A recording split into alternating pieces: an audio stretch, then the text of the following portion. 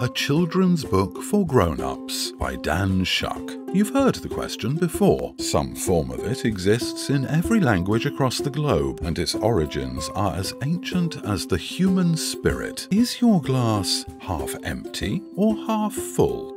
It's supposed to mean, are you a pessimist or an optimist? It's also supposed to mean, are you a realist or an idealist? But there are more important lessons that we can learn from the question. If your glass is or basically, your life, then we all know our glass is rarely, truly, exactly half empty or half full. Too little is clearly not good, but too much can create different kinds of challenges. Of course, what you put into your glass matters a lot. Some of it we choose to pour into our glass. Some of it we do not choose, but it gets poured into our glass anyway.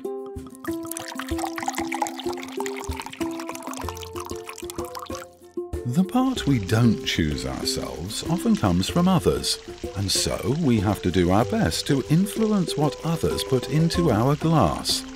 Whatever the mix, we each have to drink from our own glass.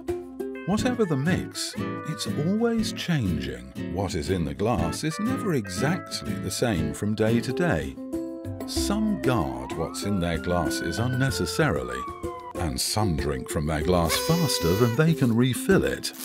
Although we don't get complete control over everything that gets put into our glass, we do control what we put into each other's glasses. Filling each other's glasses is part of how we replenish our own glass. Think about it as investing in another's glass. The most powerful investments we can make are love and hatred. When we put these into another's glass, they pay back large dividends. Hint: choose love. You don't want hatred dividends paying out to your glass. Most of us have cracks in our glass, and there is some threat that we may lose some of what we have. This is called risk.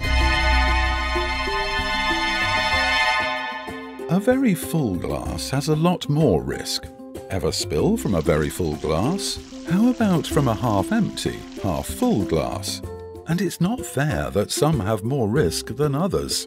Life and glasses are fragile and unique.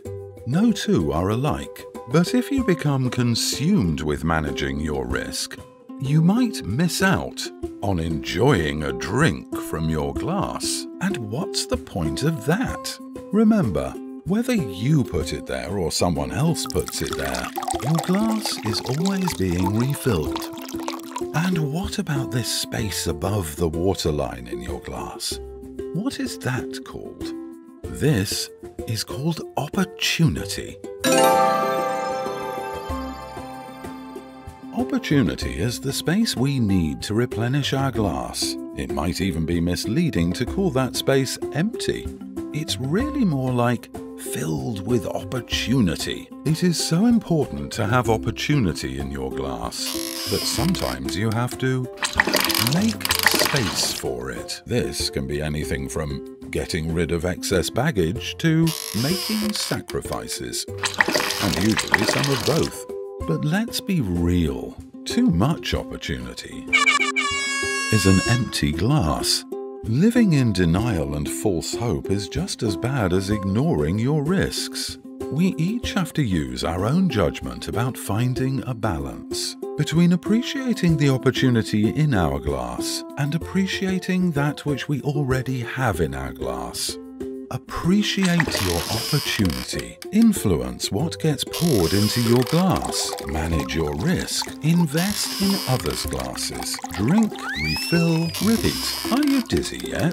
It's life. And it's complicated. But if you start to feel seasick, try keeping your focus on the horizon.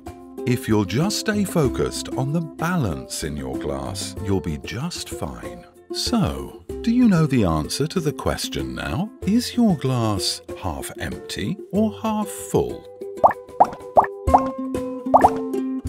Why, thank you for asking.